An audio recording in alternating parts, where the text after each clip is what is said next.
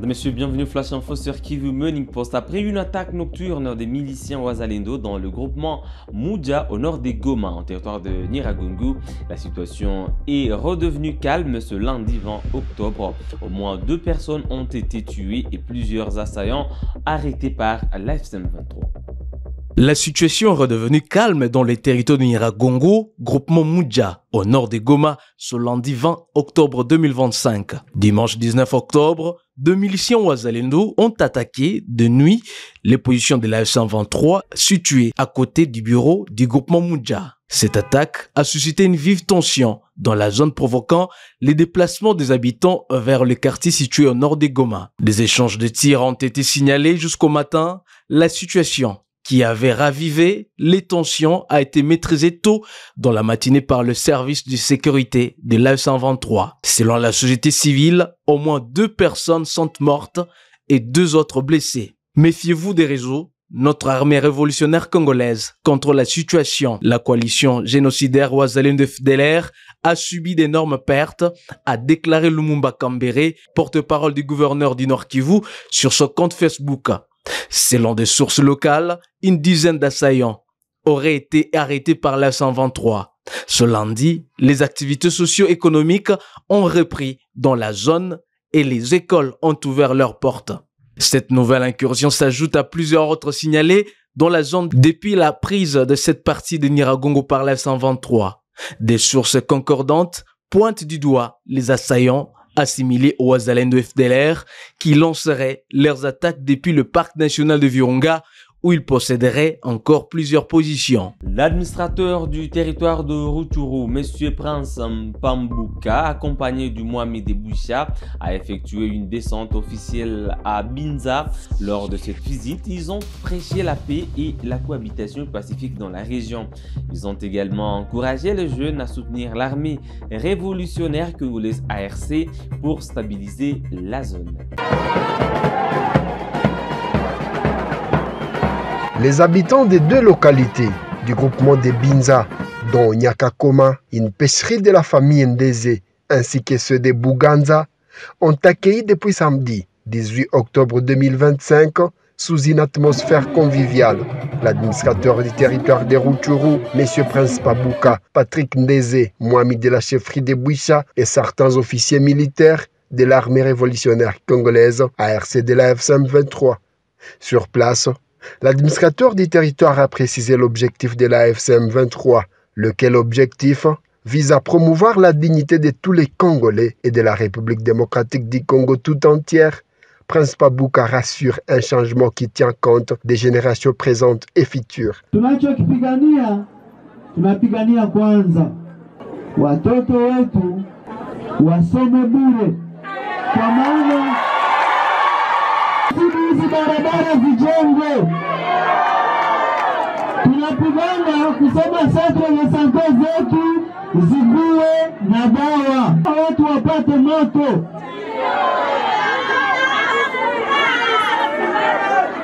Tunapigana kusema watu wapate maji. Wandugu wa Nyakakoma, niko na swali. Hivi ambavyo tunapigania, tuna rezo ya kupigana au hatuna rezo? Après la localité de Nyakakoma, ce dimanche 19 octobre, l'administrateur du territoire de Rutshuru a rassuré une paix durable à la population de Buganza. Pour y arriver, il faudrait que cette population collabore avec les services de sécurité de la AFC M23, a insisté Prince Pambuka. Miaka mingi tumekutana na shida ambazo tulikutana nazo zimeanza wakati ya tumepokea wageni kutoka katika nchi ya Rwanda, mnonatkati. Walitoka kule na wakaua kabila la wandugu wa Tutsi. Si inajulikana ni kweli? Nadanganya? Wakakuja tukawapokea. Lakini tangu tumewapokea toipu mnonatkati, tumeishi tabu na ole. Wandugu wapenzi, muda imefika kusema tuungane sisi sote pamoja na hii nchi tuipatie chance ya kupata amani. Peu après, le Mohamed de la chefferie de Boucha a lancé un message de réconfort à cette population victime des conflits armés depuis plusieurs décennies. Furaha ya Nyakakoma haiko fasi yote. Haiseme kama hamuna magumu. kama maisha iko mazito, lakini kando na ile Mungu amewapatia furaha, na hii furaha idumu, Nyakakoma ijulikane kwa sababu ya furaha. Tunamaliza muda mrefu na tuko ndani ya hali ya wasiwasi. Leo tunarudisha uongozi, kitu wanaita autorité de l'État.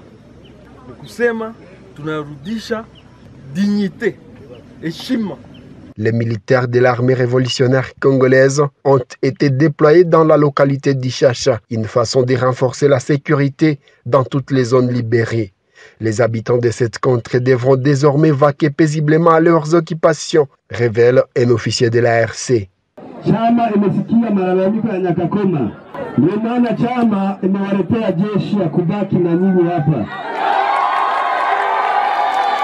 Mtupatie habari za adui. Tunajua kuna shida entre nyinyi na Wagarde Park. Ile shida itaisha. Disons que grâce à la mobilisation de l'administrateur du territoire sur le terrain, plusieurs jeunes se sont enrôlés volontairement dans l'armée révolutionnaire congolaise.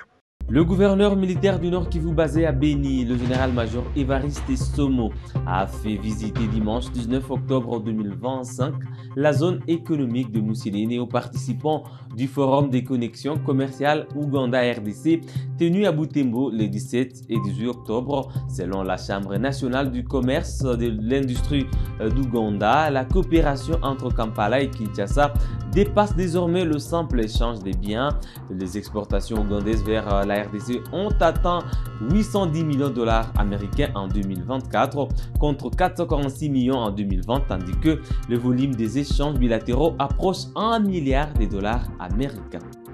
Mesdames et messieurs, avant de vous souhaiter un bon retour dans vos milieux respectifs, je vous confirme solennellement que la République démocratique du Congo est prête à aller de l'avant et s'engager avec le secteur privé pour bâtir ensemble les succès qui le feront passer d'un pays au potentiel extraordinaire à une nation simplement prospère dans une sous-région des Grands Lacs pacifiée et prospère. Après 2 jours de forum de connexion commerciale Ouganda-RDC en ville de Butembo, le gouverneur militaire du Nord Kivu, le général-major Somo Kakule Évariste, a conduit les gouverneurs ougandais de quelques provinces voisines du Nord Kivu, ainsi que les entrepreneurs dans le secteur privé ougandais à la zone économique spéciale de Moussilene, dans le territoire de Lubero, 17 km au sud de Butembo, étendu sur 127 hectares,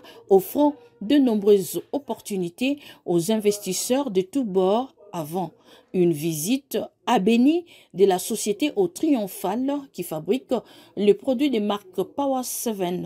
De quoi émerveiller les businessmen ougandais qui s'expriment par le biais de Isingoma Joseph, leur consul. We are happy to have this opportunity to visit the economic zone of Butembo here at Moussilene.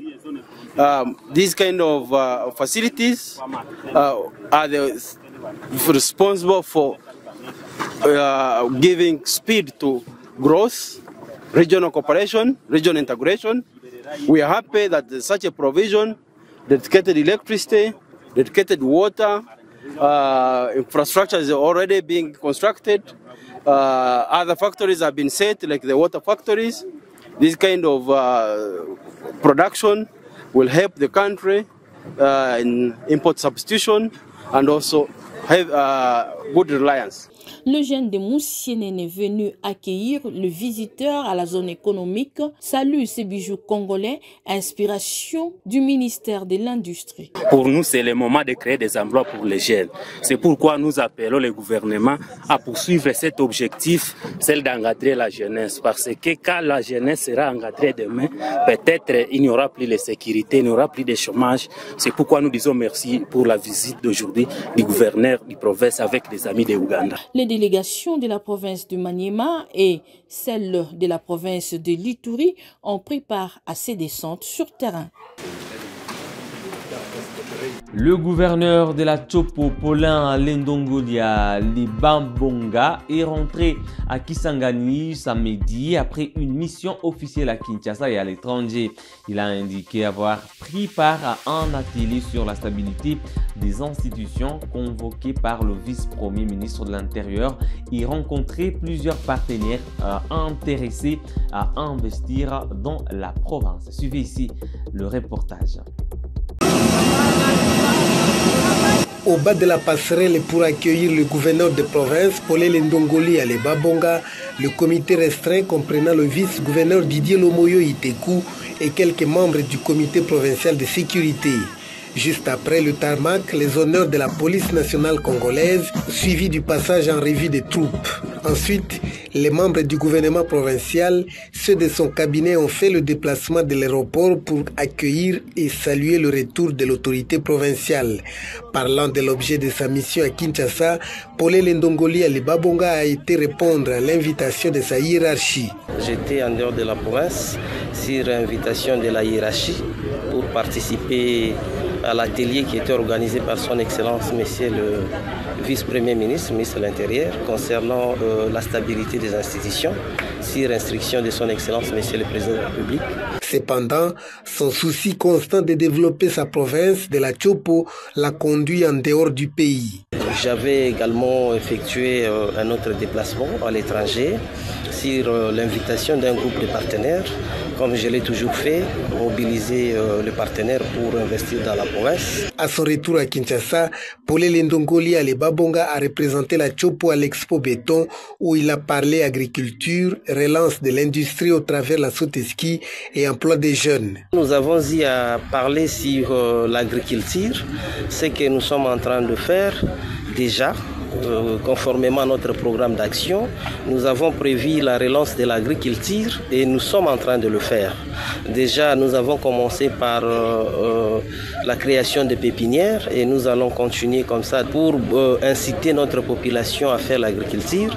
Nous avons eu à créer une entreprise de joint venture avec un groupe de Brésiliens pour faire l'agro-pastoral. Non seulement nous allons relancer l'agriculture, mais nous allons installer des industries. Et donc les travaux sont en cours. Nous avons profité également de parler de la Soteski qui aujourd'hui est à genoux. Si le gouvernement peut mettre la main pour que la Soteski soit relancée, ça va effectivement aider aussi la jeunesse à trouver de l'emploi et aider aussi la République et la province sur le plan économique. Au centre-ville, c'est la liesse populaire pour saluer le retour à Kisangani du gouverneur. Paulin Lendongoli Alebabonga s'offre ainsi un bain de foule doublé d'un bain de moto qui l'accompagne jusqu'à sa résidence. Comme pour dire, tout est bien qui finit bien.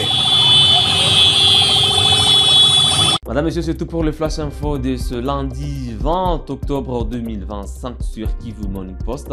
Merci à vous de l'avoir suivi du début à la fin. On se fixe un nouveau rendez-vous d'actualité. À très bientôt.